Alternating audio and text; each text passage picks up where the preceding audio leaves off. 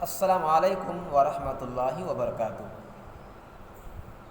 پچھلے ویڈیو میں ہم نے حوض کوثر کیا ہے اس سلسلے میں ہم نے آپ سے بہت اہم بات کی۔ اگر آپ نے میری پچھلے ویڈیو کو دیکھا تو اس میں آپ کو بہت ساری ایسی باتیں ہیں جو اس ویڈیو میں آپ کو سمجھ میں آ گئی ہوں گی۔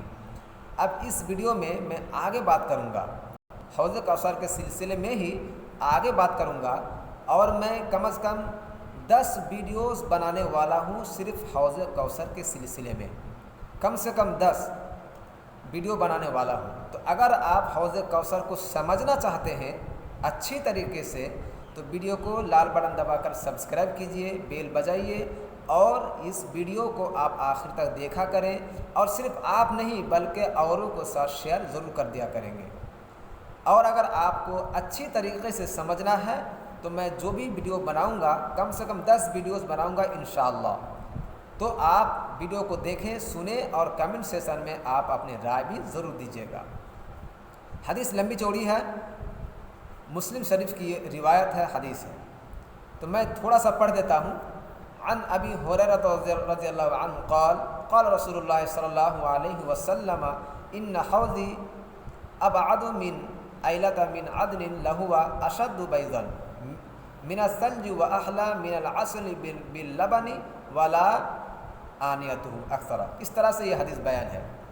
تو میں اب اس کے ترجمے میں آپ کے سامنے رکھتا ہوں، جس چیز کو بتا کر میں آپ کو سمجھانے کی کوشش کروں گا۔ حضرت ابو ہریرہ رضی اللہ تعالی عنہ سے روایت ہے کہ رسول اللہ صلی اللہ علیہ وسلم نے ارشاد فرمایا، میرا حوض ایلا کی عدن سے مسافت سے زیادہ وسیع اور برف سے زیادہ سفید اور شہد سے ملے ہوئے دودھ سے زیادہ میٹھا۔ بات سمجھیے گا، پھر میں دہرا رہا ہوں۔ میرا حوض ایلا کی عدن سے مسافت سے زیادہ وسیع ہے اور وہ برف سے زیادہ سفید اور شہد سے ملے ہوئے دودھ سے زیادہ میٹھا ہے۔ اس کے برتن، اب اس کے برتن بھی سمجھ لیجئے، اس کے برتن آسمان کے ستاروں جتنے ہیں، اور تحقیق میں لوگوں کو اس سے روکوں گا، تحقیق میں اس سے لوگوں کو روکوں گا جیسا کہ کوئی شخص لوگوں کے اونٹوں کو اپنے حوض سے روکتا ہے۔ بعض صحابہ نے عرض کیا، اے اللہ کے رسول صلی اللہ علیہ وسلم، کیا آپ ہم کو پہچانیں گے؟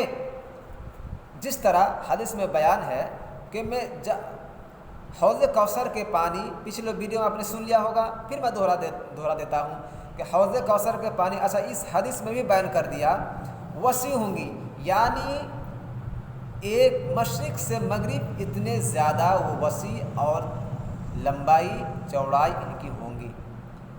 تو وہ برف سے زیادہ سفید، جو برف آپ دیکھتے ہیں دنیا میں اس سے زیادہ سفید، اور شہد سے ملے ہوئے دودھ سے زیادہ میٹھا۔ اب پچھلے حدیث میں دودھ سے زیادہ میٹھا، اس حدیث میں ابو ہریرہ کی یہ روایت ہے۔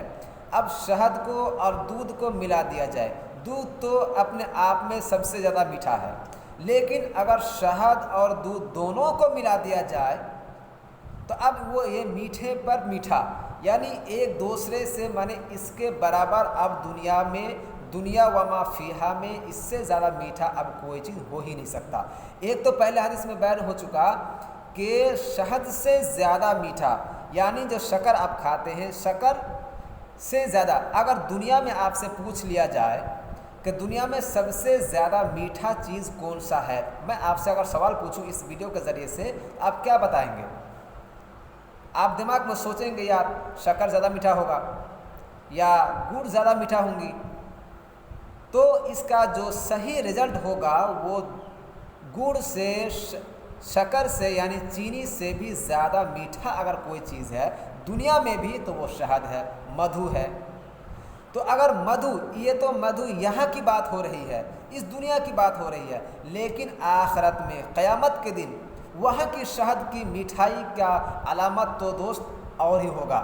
تو وہاں کی شہد اور وہاں کی دودھ اگر ملا دیا جائے، شہد اور شہد سے ملے ہوئے دودھ سے زیادہ میٹھا، دونوں کے ایک ساتھ اگر ملا دیا جائے تو آپ سمجھ سکتے ہیں کتنا میٹھا ہوگا۔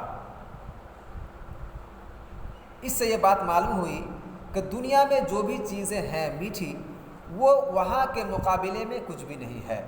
اور حدیث میں بہت ساری باتیں ایسے بھی ہے وہاں کی میٹھاس کے بارے میں، اس لیے میں آپ سے کہتا ہوں کم سے کم 10 ویڈیو میں بناؤں گا یہ حوض کوثر کے سلسلے میں۔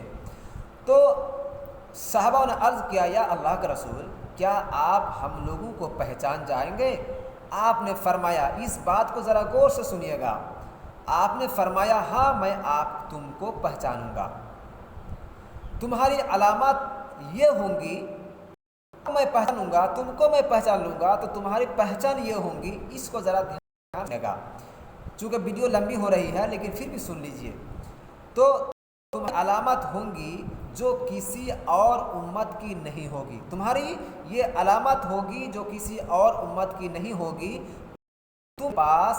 تم میرے پاس سفید پیشانی، اس بات کو سنیے گا، سفید پیشانی اور سفید ہاتھ پاؤں کے ساتھ آؤ گے۔ سفید پیشانی جو آپ دیکھ رہے ہیں میرے انگلی سے، اور آپ کے ہاتھ پاؤں، وہ تو ہاتھ پاؤں سمجھ رہے ہوں گے، تو سفید ہاتھ پاؤں کے ساتھ آؤ گے۔ اس کا کیا مطلب سمجھیں گے آپ؟ پھر آگے سنیے، جو کہ وضو کی نورانیت کی وجہ سے ہوگی۔ مجھے امید ہے کہ بات آپ کو سمجھ میں آ رہی ہے، یعنی آپ کو جو میں پہچانوں گا تو آپ کے پیشانی سفید اور آپ کے ہاتھ پاؤں کے سفیدی، اور جس کو وضو کی نورانیت سے کی وجہ سے ہوں گی، یعنی جہاں جس جگہ پر آپ وضو بنائیں گے، مثال کے طور پر چہرہ دھلتے ہیں، مثال ہاتھ دھلتے ہیں، پھر مسح کرتے ہیں، ہاتھ یہاں تک دھلتے ہیں، پھر پیر دھلتے ہیں، اور دیگر جگہ کو دیگر طرح سے دھلتے ہیں، یعنی وضو کے جو احکام ہے، جس طرح آپ وضو بناتے ہیں، اس وضو کی وجہ سے، اس کی نورانیت کی وجہ سے میں آپ کو پہچانوں گا۔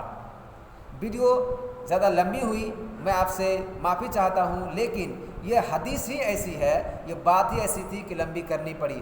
مجھے امید ہے کہ آپ اس ویڈیو سے آپ کو بہت کچھ معلوم ہوئی ہوں گی، اور اگر میں آپ سے درخواست پھر سے کروں گا کہ ویڈیو کو شیئر ضرور کیجیے گا دوسروں کے واٹس ایپ پر، چونکہ حدیث کی بات آپ سنتے ہیں، آپ کو بھی نیکی ملتی ہے، اور دوسروں کو سننے کی موقع دیں گے، اس پر بھی آپ کو نیکی ملتی ہے۔ یہ میں نہیں، یہ حدیث گواہ ہے۔ والسلام علیکم ورحمۃ اللہ وبرکاتہ۔